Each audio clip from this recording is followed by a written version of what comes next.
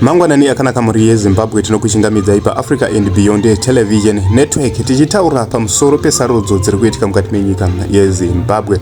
Aiwa, tiri kungoramba tichiti muri yeZimbabwe ngatirembei takabatana tichitsigira kana kuti tichipa rutsigiro rwedu kuna Advocate Nelson Chamisa pamwe chete nebato reCitizens Coalition for Change.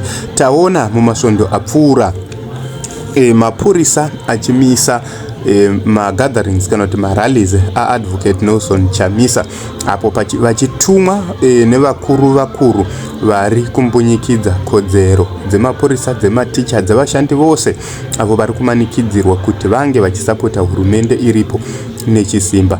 Ngatirangarirei kuti panguva ino hapana mutungamiriri wenyika, zvichireva izvo kuti hakuna munhu anofanira kunge achiteedzera maorders ayo ari undemocratic, maorders ari unconstitutional, maorders ari unlawful.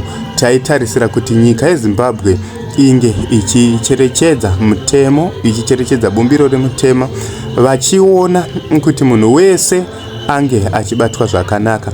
Ngatirangarirei kuti zviri kuitika mukati menyika yeZimbabwe zvakamboitika munyika yeZambia.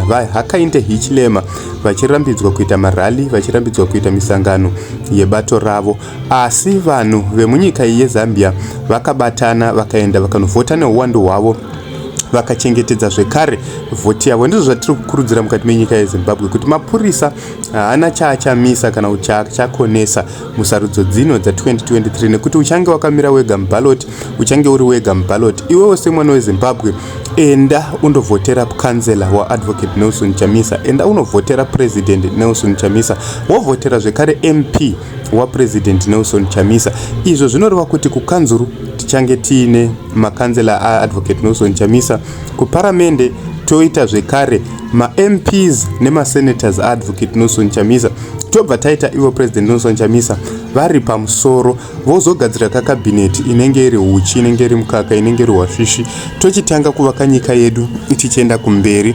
Apo patiri kunotarisa pamusoro pezvedzidzo munyika yeZimbabwe, kuti zvedzidzo zvomira sei mukati menyika yeZimbabwe. Yova dzidzo yakaenzerana kumadhorobha nekumaruwa, uye yova dzidzo inobatsira vana vedu kuti vange vachibatsirika nokuvaka nyika yavo.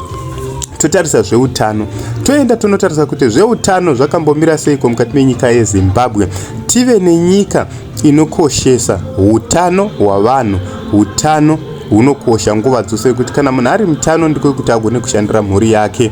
Toenda tonoona kuti mune maambulance, mune mishonga, mune mishina muzvipataro zvakasiyana siyana, uye varapi vana chiremba nana mukoti vari kupiwawo mari inotenga. Toenda tonotarisa kune zveagriculture, tonoona kuti mapurazi ari kungorara asiri kurimwa ndehapi, toita kuti mapurazi iwayo ange achirimwa.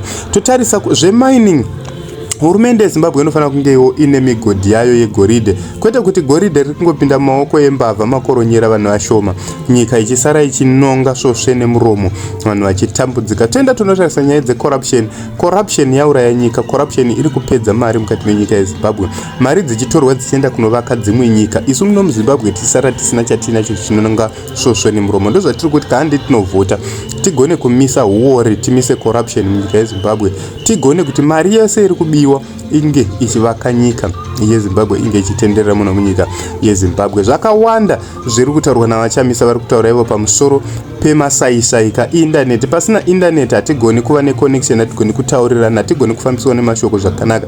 Pachada kuti tive nestable internet, stable network connection, uye zvekare tiri kutarisa isusu nyaya dzekuti vanhu vari kumaruwa vange vachipinda muglobal economy zvakakwana, uye vachinge vachishandisa kamishina yamazuva ano. Tiritarisa isusu kuti information department redu tinofanira kunge tine ZBC inoshanda, tine maradios anoshanda, uye zvisinganetsewo kuwana marezinesi ekutepfenyura. Nyaya dzemabhizinesi hazvifaniri kunetsa kuregister kambani yako muZimbabwe, zvinofanira kuva nyore kuti unge uchiregister kambani yako muZimbabwe. Wakagara kumba kwako unogona kuregister kambani yako sezviri kuitwa kune dzimwe nyika, uye nemutengo wakaderera.